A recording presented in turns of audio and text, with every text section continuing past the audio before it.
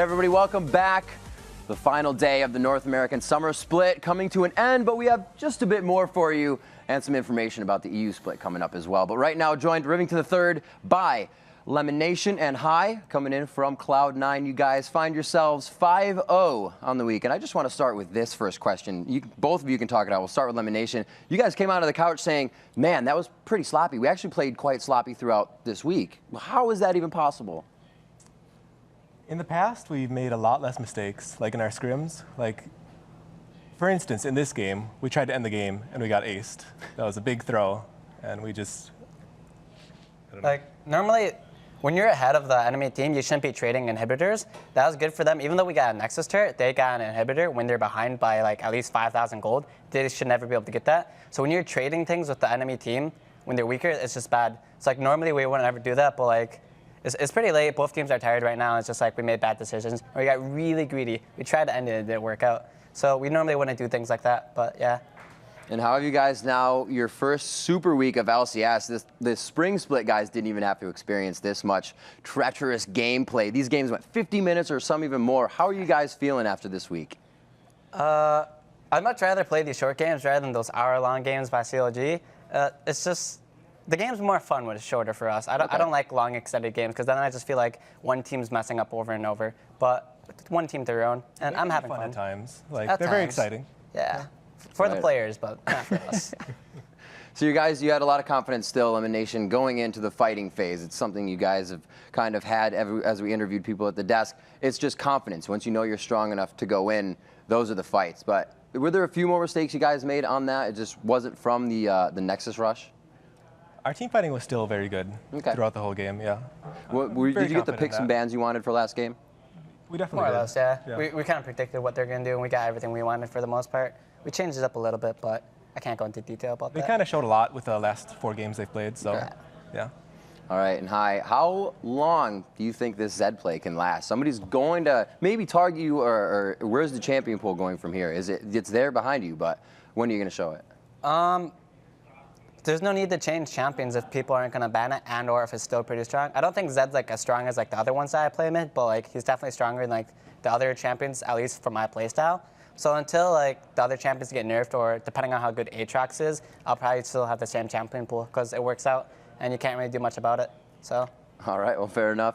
Lemon Nation, you usually have the notes in front of you per the game, so right before you're always calling stuff out. Are those picks, bans, strats as well? And how can you make those notes throughout the day? Because it's pretty strenuous game out. You kind of want some rest. It's all picks and bans on my notes, and we just do it the hour beforehand when we're in the little studio back there. It's not too difficult. We write down everything they've played past couple games. All right, and guys, final question. Obviously, 5-0 on the week. Some boiling crab coming to you. Obviously, it closes at 10 tonight. I'm sorry, you're going to have to get that boiling crab for breakfast. But what's the future looking like for Coast? You're obviously not going to change anything up, but how do you guys feel with this win? What are you going to go with next? We're going home, and I'm going to bed. That's what's going to happen for me. And Lemon, just looking for the first. You guys are going to keep this undefeated? I'm going to go home and watch OGN. That's what I'm going to do. All right, so still keeping the game going, making sure you guys are on top of it as well. Lemon Nation High, congratulations. The only 5-0 coming out of the North American Summer Split for Cloud9. Ladies and gentlemen, we have had an amazing set of games, 20 games overall over this huge super week. We have more League of Legends coming in the Summer Split, but right now, we're going to break down a little bit of the day. Kobe's on the telestrator, and then we're going to send you off.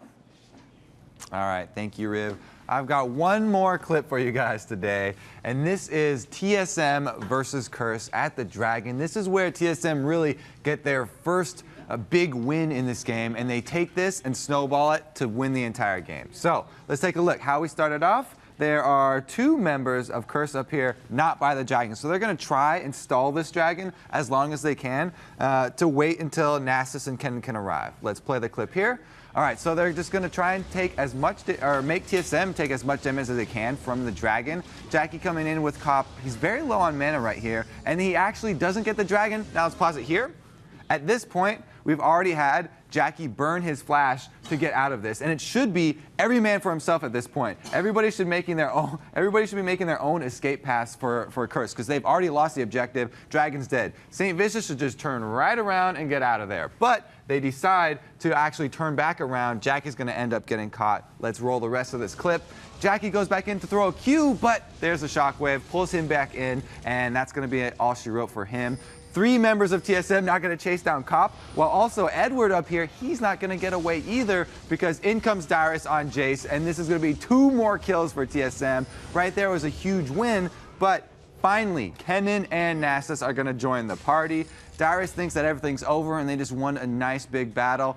He walks into a bad neighborhood once again, though, and Voidboy plus St. Vicious just mug him, take him out, and there's nowhere for him to go after that. Definitely gonna leave a mark after that one. Congratulations to all the teams that made it through this super week, though, especially Cloud9 at the top of the leaderboards. Now we're gonna send it back over to the desk to wrap it up.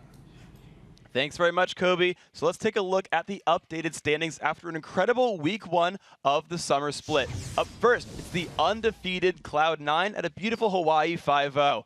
Then there's a 3-way tie for second place between Team Coast, TSM, and Vulcan. In 5th place, it's CLG and Dignitas at 2 and 3. And finally, unfortunately for these guys in last place, Curse and Velocity are 1 and 4. So now it's time to name our first MVP of the North American LCS Summer Split. For helping his team go to a perfect 5-0, the award goes to Cloud9's jungler, Meteos. And he obviously leads the league with a KDA of 27.5. Also, even more amazing, he accomplished this all by being the initiator for the team in almost every team fight. And he also told us in the interviews he's keeping all of the timers for the team, which often is a job shared between him and the support. So beautiful stuff by that man. And of course, coming up on Saturday, the European LCS Summer Split kicks off with 3 new teams and 8 huge games live from DreamHack in Jönköping, Sweden. To begin the day, we get our first look at an Edwardless Gambit when they take on Spring Champions Fnatic in a rematch of the Spring Finals. Then it's Meet Your Makers battling SK Gaming. After that, Ninjas in Pajamas face off against Lemon Dogs, who are formerly Sinners Never Sleep. Then Team Alternate takes on Evil Geniuses, and Fnatic battles SK Gaming. Then it's Gambit Gaming taking on Evil Geniuses, and Meet Your Makers versus Ninjas in Pajamas, formerly known as Copenhagen Wolves. It all starts at 6 a.m. Pacific and 3 p.m. Central European Time. And then week 2 of the North American LCS kicks off next Thursday, live from Los Angeles with a battle between the undefeated Cloud9 and Counter Logic Gaming. Then TSM will take on Velocity Esports, Vulcan will face off against Cursed, and Team Coast will throw down against Dignitas. It all starts next Thursday at 1 p.m. Pacific,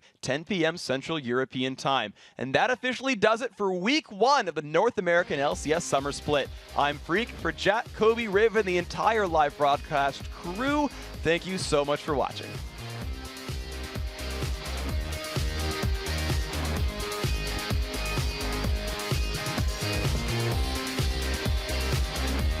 I gotta put these on. Oh my god. That's the good luck right there. Do I feel bad for the people that have to listen to us? Balls my check. They're probably like, oh my god, these guys are so dumb. Nintendo coming in! Oh, surprise, gentlemen! It comes in! Balls may go down here. Meteos gets out just in time. Good game. Oh. Yo, Balls. Yeah, I carry, dude. Carry. That's what carries this game. Yeah, next day, you got the carry. I have seen more crazy games in 1 week than I've seen crazy games in like 3 months. I got him fear, I got him fear, I got him fear, I got him fear. Yes! Let's go, Queen, Queen. Yes, no, go. Zion, go, Zion, that's you. Get it, fucking get it. That shift is out, shift is out.